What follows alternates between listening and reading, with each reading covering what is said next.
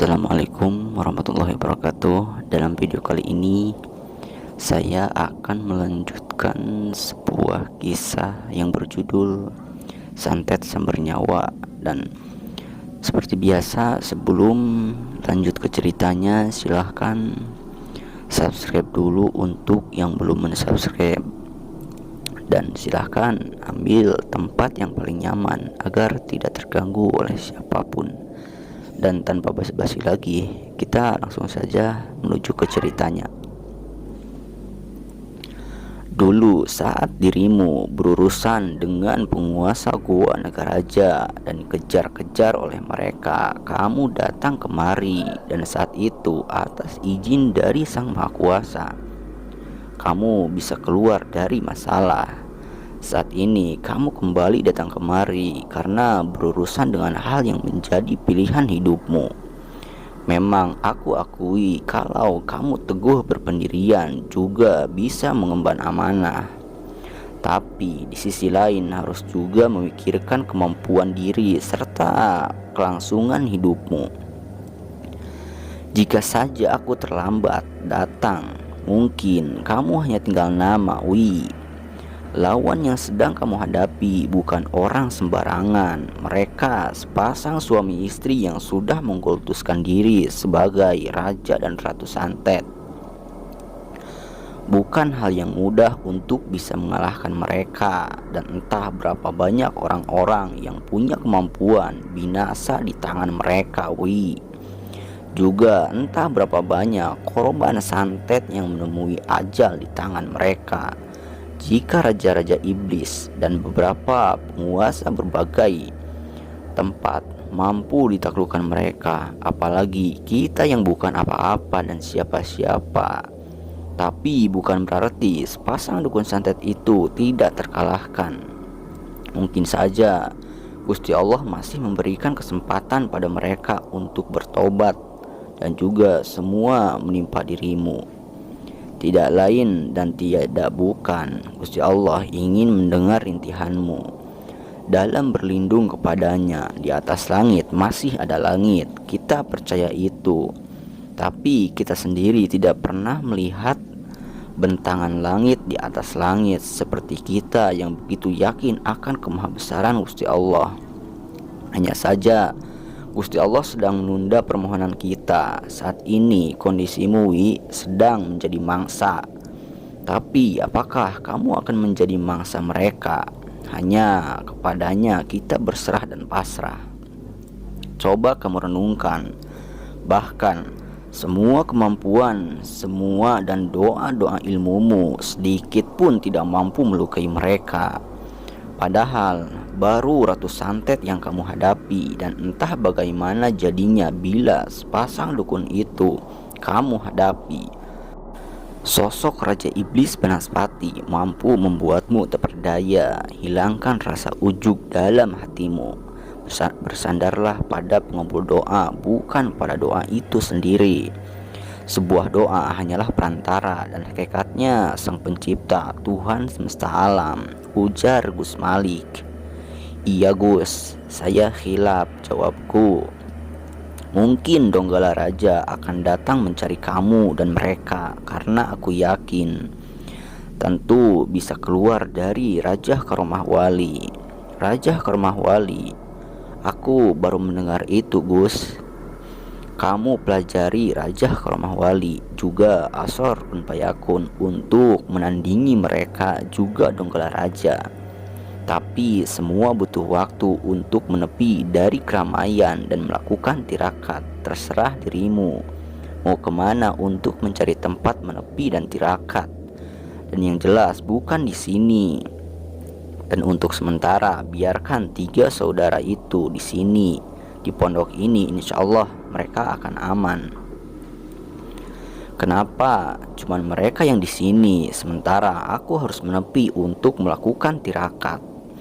Saat ini mereka mengincarmu. Jika mereka mampu membinasakan dirimu lebih dulu, maka membuat 3 bersaudara itu tak bernyawa bukan perkara sulit.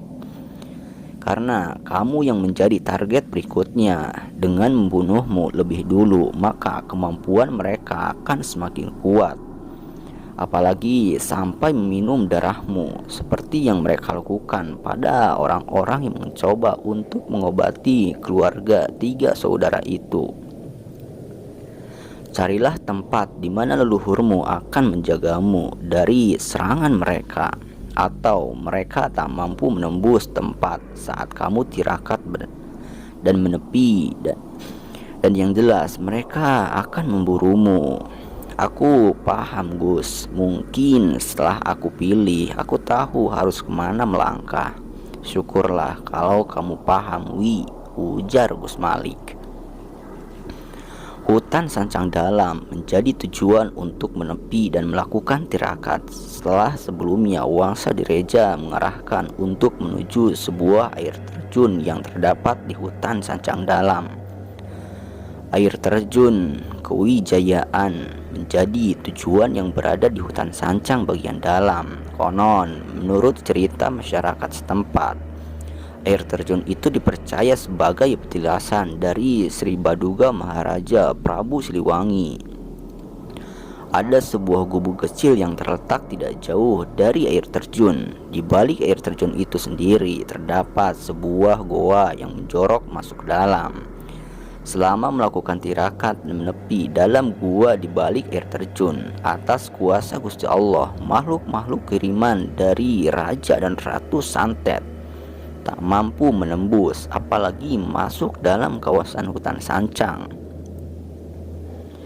Jang, sudah cukup waktumu untuk kembali. Apa yang kamu dapat selama ini? Biarkan tiga anak itu yang menggunakan. Mereka teraniaya dan didolimi.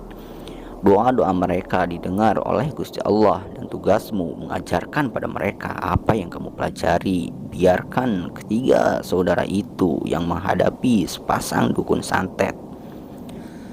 Mungkin sudah dekat waktunya untuk mengakhiri kekejaman Raja dan Ratu Santet. Satu suara yang datang saat aku tengah tertidur di balik air terjun, dan dengan cepat aku berkemas untuk meninggalkan kawasan hutan Sancang. Setelah keluar kawasan hutan Sancang dan tidak lama kemudian melewati hutan Dangder, jalanan yang berbatu serta debu yang berterbangan membuat jarak pandang terbatas. Hingga "Reka mana sia, mau kemana kamu? Eyang Janggala Palasara, di antara kita tidak ada lagi silang sengketa, tolong beri jalan," ujarku seraya menghaturkan salam dengan merapatkan telapak tangan depan dada serta membungkukkan dada. Dengan sebangsaku, aku tidak ada silang sengketa, tapi dengan anak manusia sepertimu masih ada yang harus diselesaikan. Sebuah raungan hebat terdengar seiring kemunculan Wangsa Direja seraya berkata, "Jangan khawatir, Palasara. Aku tidak akan campur tangan untuk membela cucuku. Aku biarkan dia untuk membela dirinya agar lepas ketergantungan pada makhluk. Jangan salahkan aku, Wangsa, jika keturunanmu kujadikan budak di kerajaan hutan Dangder. Hahaha. Palasara, kita akan siapa yang tertawa di akhir permainan? Tentu saja aku akan tertawa di akhir permainan saat melihatmu menangis menyesali karena membiarkan dia bertempur denganku. Palasara, mungkin aku akan tertawa saat kau akan meminta kepadaku untuk memohon ampun pada keturunanku, jawab Wangsa Direja seraya menepi. Tubuh separuh ular dari Palasara melesat diiringi semburan asap hitam yang bergulung dari mulutnya. Asap hitam yang merupakan bisa ular terus bergulung dan menyasar bagian mata. Dengan mata terpejam, beberapa Raja Karmahwali melintas dalam pikiran, serta tangan yang bergerak ke atas sambil menulis raja. Di udara hampa sesuatu hal terjadi. Gumpalan asap hitam berbalik arah dan raja itu sendiri membentuk laksana jaring laba-laba yang mengurung tubuh Palasara. Melihat hal itu, Raja Siluman Ular Hutan Dangder mengibaskan ekornya untuk menyapu jaring dari Raja Karomah Wali. Kembali hal aneh terjadi. Jaring raja itu bukan tersapu, tapi malah menempel serta menjalar membelit separuh badan ular milik Palasara. "Edan!" seru Palasara seraya mengangkat tangannya ke atas, dan tidak lama kemudian kedua tangan itu berubah merah membara.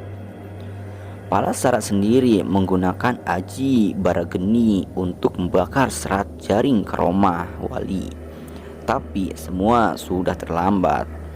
Semua tubuh Palasara sudah terbungkus serat Karomah Wali dan menyisakan dua tangan yang terangkat ke atas luput dari serat Karomah Wali.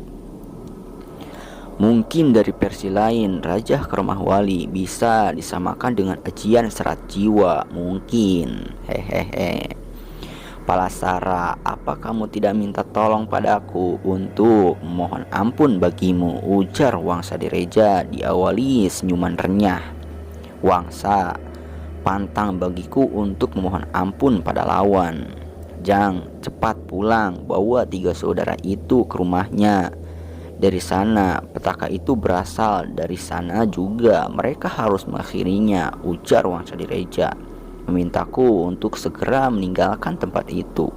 "Baiklah Wangsa," ucapku seraya bergegas meninggalkan dua tokoh lelembut. "Gus, terima kasih atas pertolongannya waktu itu dan juga telah menjaga mereka bertiga," ujarku saat duduk bersama di ruang depan. "Pintu ini selalu terbuka untuk siapa saja, dan saya rasa untuk kalian tiga saudara. Kunci dari masalah kalian adalah kepasrahan. Hilangkan rasa dendam, maafkan orang yang telah berbuat pada kalian, dan doakan orang-orang yang menzalimi agar Allah membukakan hati nurani mereka serta terbuka hatinya untuk bertobat. Betapapun kalian benci sama mereka, tetaplah untuk berlapang dada dan berbesar jiwa untuk memaafkan. Gusti Allah yang menciptakan kalian dan semua makhluk Maha Pemaaf. Masa kalian makhluknya tidak bisa memaafkan? Tanamkan sifat pengasih dan penyayang dalam hati kalian, karena sifat itu merupakan salah satu penunjang terbebasnya kalian dari jerat santet sumber nyawa. Buat kamu, Wi, kunci dari masalah ini adalah kepasrahan dan utamakan keyakinan pada Sang Pengabul doa, bukan yakin dengan doa-doa hingga lebih yakin pada doa yang mengakibatkan tergelincirnya akidah. Gerak balik maneh kabeh geus ditungguan. Cepat pulang, kalian semua sudah ditunggu."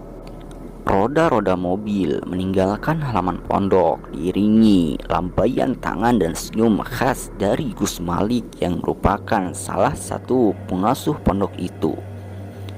Memang sengaja kami berempat saat hari masih pagi agar dapat beres-beres rumah serta berbenah.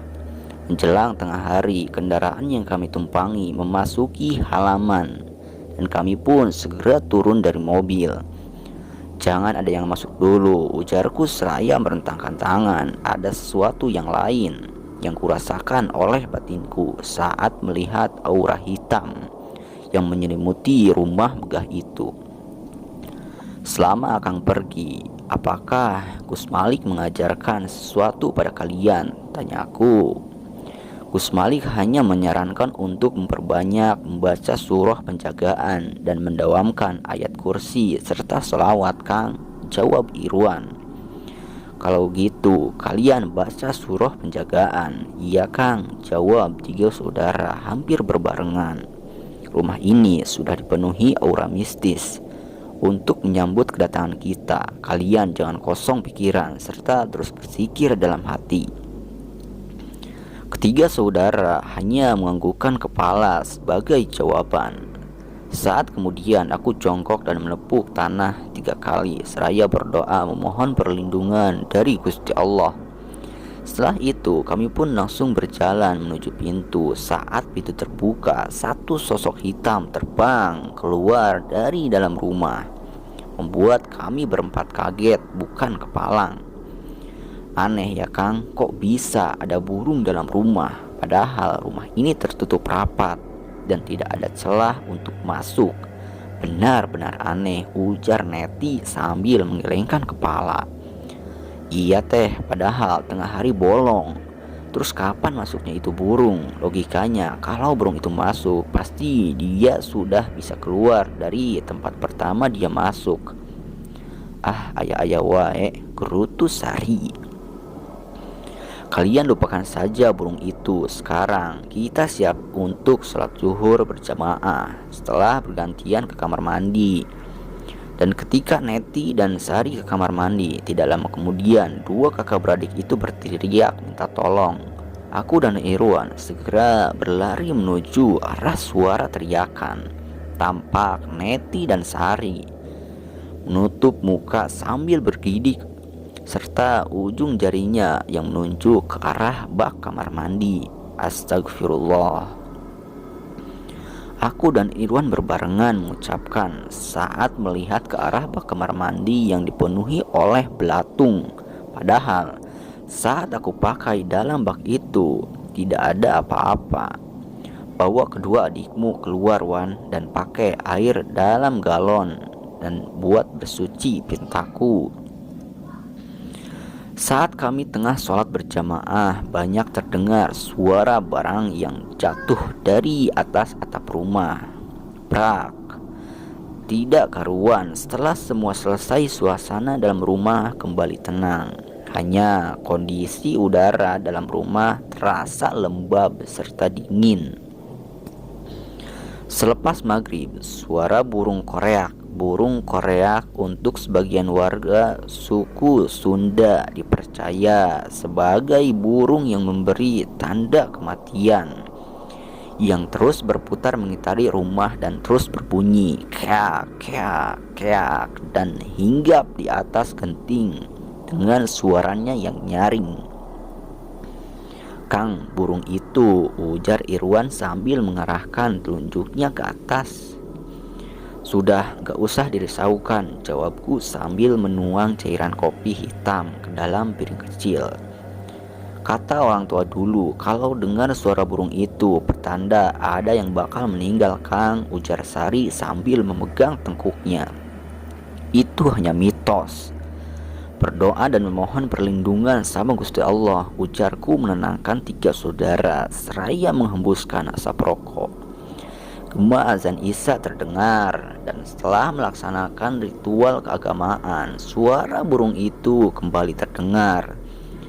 Aku dan 3 saudara keluar dari rumah dan menuju halaman. Setiba di halaman, di atas genting, burung itu bertengger dengan bola mata berwarna merah membara.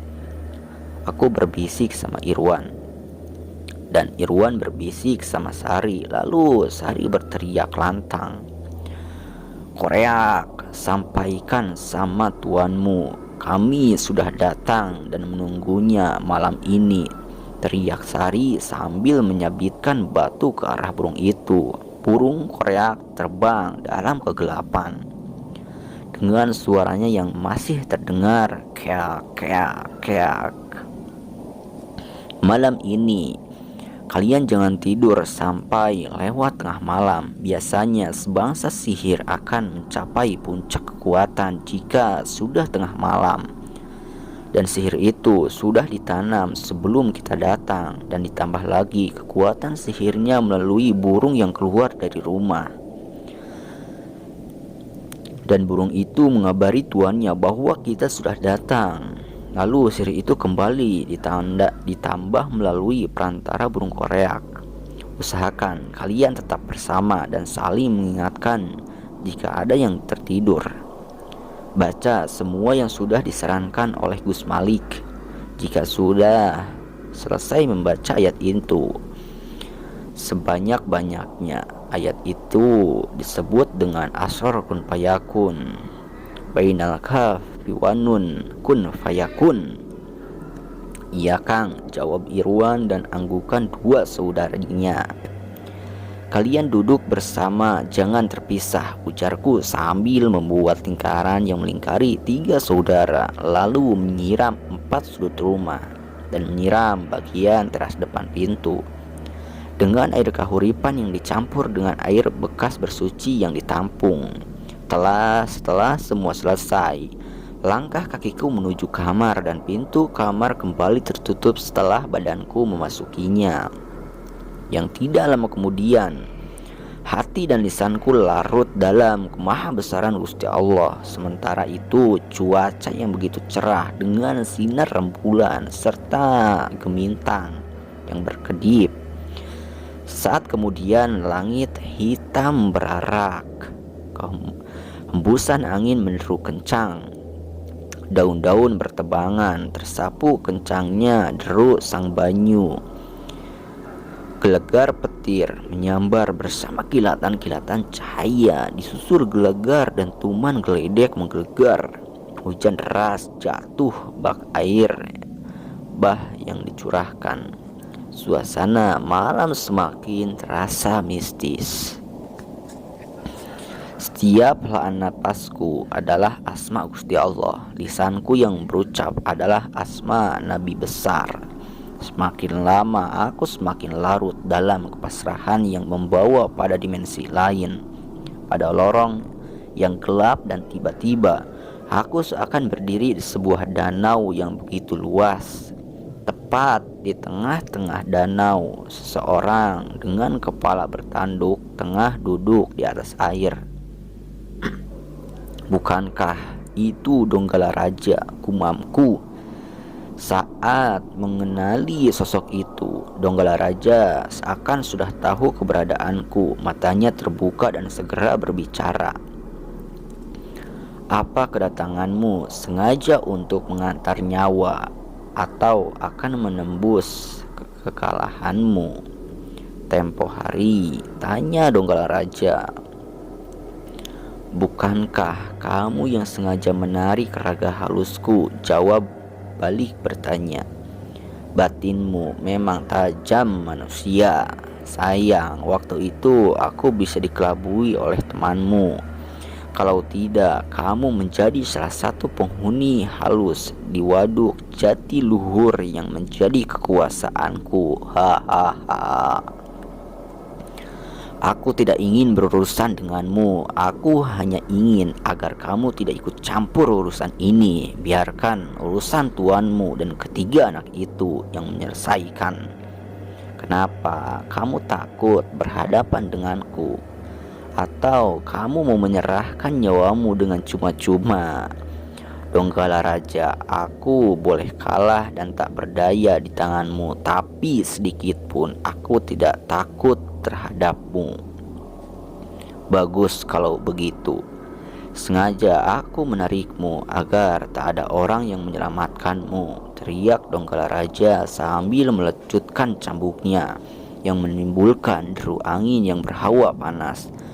Juga satu buah gada besar yang melesat terbaring dari tangannya. Buah serangan secara beruntun datang menyerang. Kali ini bukan pukulan Jibril yang menahan gempuran angin, tapi 4 asma terbalik dan pukulan telaga Kausar yang berenergi dingin untuk meredam, dan sinar perak dari pedang Sir Yasin berkelebat menangkis serangan gada terbang. Terang, suara benturan yang menimbulkan percikan api dan telapak tanganku yang merasakan getaran yang cukup hebat. Blar, 2 energi berlawanan berbenturan, 2 kakiku surut ke belakang. Sementara Donggala Raja terbahak tertawa. Seiring tubuhnya yang melesat memburu tubuhku dengan pedang terhunus dan cambuk api angin yang kembali menggelegar. Ini saatnya, batinku sambil membaca asror fayakun. Tak lama kemudian 2 tanganku menghentak ke depan serta kaki menghentak bumi, sebuah energi yang begitu kuat menyambut lesatan tubuh Donggala Raja yang menghunus pedang, dan tubuh Donggala Raja terpental dan berguling. Semua senjata di tangannya terlepas. Dengan susah payah Donggala Raja berusaha bangkit, kemudian merapatkan tangannya serta menarik ke atas. Satu kakinya diangkat dan ditumpangkan di kaki sebelahnya dengan mulut yang berkuat kamit. Satu sosok serigala tiba-tiba muncul dan menyeringai menunjuk barisan gigi dan taringnya. Makhluk ini berdiri dengan kakinya, sementara tangannya ditumbuhi kuku-kuku tajam. Kemunculan makhluk ini diikuti oleh kemunculan makhluk yang sama hingga berjumlah cukup banyak. Donggala, apa kamu sudah merasa takut hingga memanggil bala tentaramu? Apa sudah tidak ada lagi nyalimu hingga kau korbankan pasukanmu? Selangkah saja pasukanmu maju, maka aku akan hanguskan, ujarku seraya kembali mempersiapkan pukulan Asror.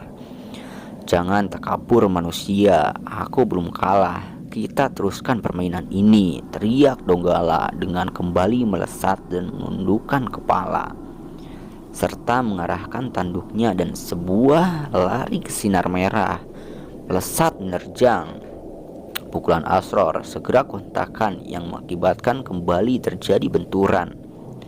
Lari sinar merah berbalik arah dan Donggala Raja kembali menggelengkan kepala untuk menghalau senjatanya sendiri, dan blar, gelengan kepala yang mengeluarkan lari sinar yang bersama berbenturan. Tubuh Donggala terpental, tanduk di kepalanya pun patah, tubuhnya tak mampu berdiri dan tergeletak. Donggala, jika aku melihatmu masih ikut campur, maka aku tak akan mengampunimu. Kang, tolong! Suara jeritan yang terdengar membuat aku membuka mata dan segera bergegas menghampiri asal suara. Tampak Sari terlentang dengan dua kaki yang terangkat seperti sedang digusur, sementara Neti dan Irwan tetap pada posisi, tapi dengan tubuh yang bergetar. Lepaskan kaki anak itu, atau kubakar tubuh kalian, teriakku seraya bersiap untuk menyerang.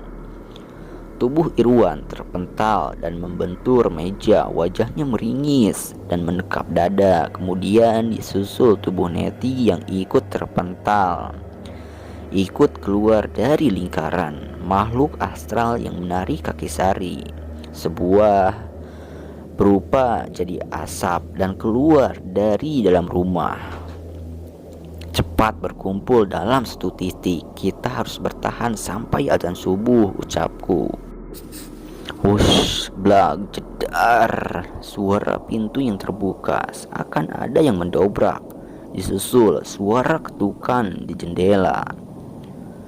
Tok tok tok. Suara-suara ringkikan kuda. Untuk ceritanya segini dulu, nanti saya akan lanjutkan lagi. Doakan saya agar channel ini bisa berkembang dan saya pun bersemangat untuk mengupload video-video terbarunya. Dan dari video ini banyak sekali kekurangan-kekurangannya, mohon untuk dimaafkan. Dan untuk teman-teman yang belum mensubscribe, silahkan subscribe dulu. Sekian dari saya, wassalamualaikum warahmatullahi wabarakatuh.